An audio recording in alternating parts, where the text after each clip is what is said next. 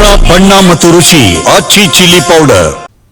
ತಮಿಳುನಾಡು ಮಹಿಳೆಯರಿಗೆ ಸುರಕ್ಷಿತವಲ್ಲ ಎಂಬ ಆರೋಪ ಪ್ರಧಾನಿ ಮೋದಿ ಆರೋಪವನ್ನು ತಿರಸ್ಕರಿಸಿದ ಸಿಎಂ ಸ್ಟಾಲಿನ್. ದೇಶದ ಪ್ರಧಾನಿ ಮೋದಿ ಸುಳ್ಳುಗಳನ್ನು ಹಬ್ಬಿಸ್ತಾ ಇದ್ದಾರೆ. ತಮಿಳುನಾಡಿನಲ್ಲಿ ಮಹಿಳೆಯರಿಗೆ ಸುರಕ್ಷತೆ ಇಲ್ಲ ಅಂತ ಹೇಳಿದ್ದಾರೆ. ನೋಡಿ, ಒಬ್ಬ ಪ್ರಧಾನಿಯಾಗಿ ಹಿಂಜರಿಕೆ ಇಲ್ಲದೆ ಹೇಗೆ ಸುಳ್ಳನ್ನ ಹೇಳ್ತಾರೆ ಅಂತ ಹೇಳಿ ಪ್ರಶ್ನೆಯನ್ನ ಮಾಡ್ತಾ ಇದ್ದಾರೆ. ಮಾನ್ಯ ಪ್ರಧಾನಮಂತ್ರಿಗಳೇ, ನಾನು ತಲೆ ಎತ್ತಿ ಹೇಳ್ತೇನೆ, ತಮಿಳುನಾಡು ಮಹಿಳೆಯರಿಗೆ ಅತ್ಯಂತ ಸುರಕ್ಷಿತ ಸ್ಥಳ.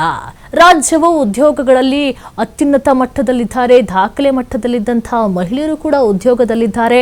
ದ್ರಾವಿಡ ಮಾದರಿಯಂತಹ ಮಹಿಳಾ ಸಬಲೀಕರಣ ಎಲ್ಲರನ್ನು ಒಳಗೊಂಡಂತಹ ಕಲ್ಯಾಣಕ್ಕೆ ಆದ್ಯತೆಯನ್ನ ನೀಡುತ್ತೆ. ಅದು ಹೇಗೆ ಹೇಳ್ತೀರಾ ಸುರಕ್ಷಿತವಲ್ಲ ಅನ್ನುವಂಥ ಮಾತನ್ನು ಕೂಡ ಹೇಳ್ತಾ ಇರುವಂಥದ್ದು. ಹೇಗೆ ಸುಳ್ಳು ಸುದ್ದಿಯನ್ನ ಹಬ್ಬಿಸ್ತೀರಾ? ಬಿಜೆಪಿ ಆಡಳಿತವಿರುವಂತಹ ರಾಜ್ಯಗಳಿಂದ ಡ್ರಗ್ಸ್ ಪ್ರವೇಶ ಆಗ್ತಾ ಇದೆ, ಭಾರತಕ್ಕೆ ಮಾದಕ ದ್ರವ್ಯಗಳು ಪ್ರವೇಶವನ್ನ ಮಾಡಲಾಗ್ತಾ ಇದೆ ಅನ್ನುವಂಥ ಮಾತನ್ನು ಕೂಡ ಹೇಳಿದ್ದಾರೆ.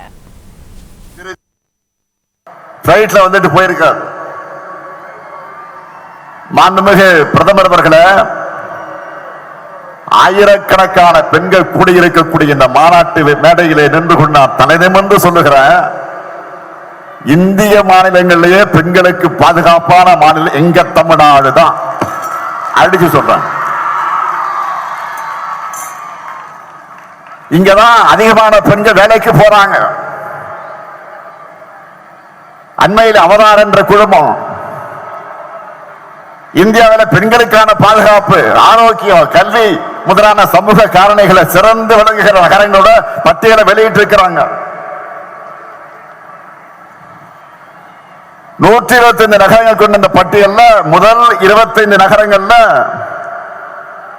சென்னை, கோவை, திருச்சி, மதுரை, சேலம், வேலூர், ஈரோடு ஆக 7 நகரங்கள் இருந்துச்சு. இதெல்லாம் உங்களுக்கு தெரியுமா? மாண்புமிகு பிரதமர் அவர்களே, மணிப்பூரை மறந்துட்டீங்களா? 2023ஆம் ஆண்டு மே மாதம் எரிய தொடங்கின மணிப்பூர்ல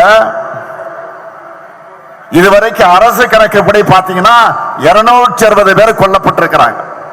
ஒருவர் இருவர் அல்ல, 260 பேர் கொல்லப்பட்டிருக்கிறாங்க. ஆனா உண்மையான எண்ணிக்கை இன்னும் ஒரு மடங்கு இருக்கும். 3000 பேர் காயமடைஞ்சிருக்கிறாங்க. 1,00,000 பேருக்கு மேல மாநிலத்தை விட்டு இடம் பெயர்ந்துட்டாங்க, ஊரை விட்டு போயிட்டாங்க, மாநிலத்தை விட்டு போயிட்டாங்க. 3 ஆண்டுகள்